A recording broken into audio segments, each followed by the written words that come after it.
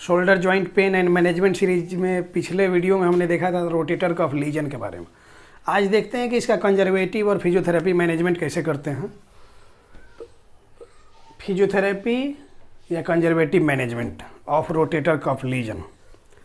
Rotator cuff lesion में क्या होगा कि इनिशियल स्टेज, एक्यूट स्टेज जो होगा उसमें इन्फ्लामेशन होगा, शोल्डर जॉइंट में इन्फ्लामेशन होगा और पेन, सीवियर पेन होगा। तो इस कंडीशन में जब पेशेंट आता है तो सबसे ज़रूरी होता है कि उसको रेस्ट में डालें, शोल्डर का यूज नहीं करें, रेस्ट में रखे शोल्डर को, कोई मूवमेंट नहीं करे। और दूसरा होता है आइस थेरेपी, क्रायोथेरेपी जिसको बोलते हैं। तो कोल्ड थेरेपी उसको दिया जाता है इन्फ्लामेशन को कम करने के लिए, और उससे पेन भी कंट्रोल होता है। जब इन्फ्लामेशन कम होगा, स्वेलिंग वगैरह कम होगी तो क्या होगा, पेन कंट्रोल होगा। उसके बाद दर्द कम करने के लिए कुछ इलेक्ट्रोथेरेपी मॉडलिटीज यूज करते हैं, जैसे टेंस हो गया, लो फ्रीक्वेंसी करंट होता है, और शॉर्ट अल्ट्रासोनिक यूज करते हैं। टेंडरनेस वगैरह हो, पेन हो तो अल्ट्रासोनिक से काफ़ी रिलीफ होता है।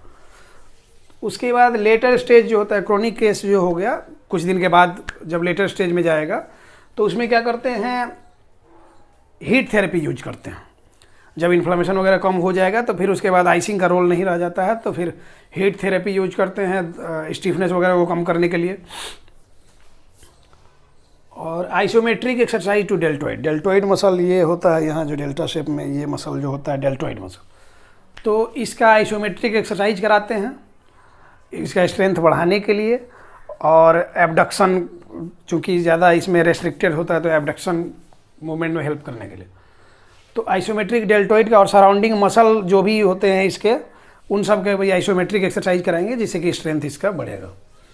मोबिलाइजेशन, जॉइंट का मोबिलाइजेशन किया जाता है लेटर स्टेज में। Gradual active and passive, patient actively भी करेगा और कहीं कहीं पैसिवली भी मोबिलाइजेशन कराते हैं। एक्सरसाइज में करते हैं कि एबडक्शन इसका सबसे ज़्यादा रेस्ट्रिक्टेड होता है, तो क्या करते हैं, पेशेंट को सुपाइन पोजीशन में लिटा देते हैं और ग्रेविटी एलिमिनेटेड प्लेन में, ग्रेविटी के अगेंस्ट मूवमेंट नहीं कराते हैं, ग्रेविटी एलिमिनेटेड प्लेन में कराते हैं मूवमेंट, जिससे कि इस पर जॉइंट पे असर ना पड़े, इसमें दर्द ना होवे, इंजरी ना हो। तो इसलिए क्या करते हैं, ग्रेविटी एलिमिनेटेड प्लेन में एबडक्शन मूवमेंट कराते हैं, क्योंकि मसल यहाँ वीक होता है। उसके बाद पेंडुलर एक्सरसाइज होता है शोल्डर जॉइंट के लिए। पेंडुलर एक्सरसाइज ये फ्लेक्शन एक्सटेंशन, एकदम फ्री छोड़ के इसको और फ्लेक्शन एक्सटेंशन कराते हैं पेंडुलम की तरह। प्रोग्रेसिव रेसिस्टिव एक्सरसाइज, जॉइंट का के अगल बगल जो भी मसल, सराउंडिंग मसल्स हैं, उनका स्ट्रेंथ बढ़ाना है तो प्रोग्रेसिव रेसिस्टिव, पहले कम वेट बांधते हैं तो उसको रेसिस्टेंस दे के इसका एक्सरसाइज कराते हैं स्ट्रेंथ बढ़ाने के लिए, फिर धीरे धीरे वेट बढ़ाते जाते हैं ताकि इसका स्ट्रेंथ पूरी तरह से आ सके। अब जब पेन रिलीफ हो जाता है, स्टिफनेस रिलीज हो जाता है, थोड़ा बहुत प्रॉब्लम रहती है, मसल को रीएजुकेट करना होता है, तो उसके लिए क्या करते हैं कि आइसोमेट्रिक एक्सरसाइज एबडक्टर मसल का, फ्लेक्शन एक्सटेंसर मसल जो भी होते हैं, फ्लेक्सर एक्सटेंसर मसल, उनका भी आइसोमेट्रिक एक्सरसाइज करेंगे। पैसिव एक्सरसाइज करते हैं, रिलैक्स पैसिव मूवमेंट कराते हैं सुपाइन पोजीशन में। और उसके बाद एक्टिव एक्सरसाइजेज में ग्रेविटी एलिमिनेटेड प्लेन में होगा। उसके बाद से क्या होगा कि ग्रेविटी के अगेंस्ट भी कराएंगे, और फिर क्या होगा, रेजिस्टेंस दे के ग्रेविटी के अगेंस्ट कराएंगे, मतलब मसल पावर फुल रीगेन करना होता है। तो ये होता है हमारा। अब क्या होता है कि कुछ कुछ सीवियर केसेस में सर्जिकल मैनेजमेंट, आर्थ्रोस्कोपी वगैरह करना होता है। तो जब सीवियरिटी, जब कंजर्वेटिवली मैनेजमेंट नहीं हो पाता है तो उसको सर्जरी से ठीक किया जाता है।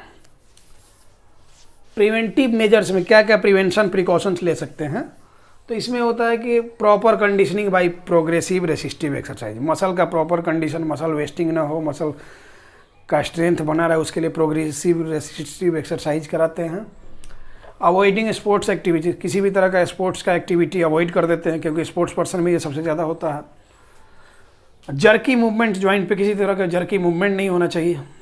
और avoid weight lifting, weight lifting वगैरह पेशेंट को मना करते हैं, क्योंकि जॉइंट ये होता है, मसल यहाँ के वीक होते हैं और जॉइंट में प्रॉब्लम होती है, तो वेट लिफ्टिंग से और प्रॉब्लम हो सकती है, इंजरी हो सकता है, माइक्रो ट्रॉमा हो सकता है, इसलिए अवॉइड करते हैं। तो ये होता है रोटेटर कफ लीजन का कंजर्वेटिव मैनेजमेंट। धन्यवाद।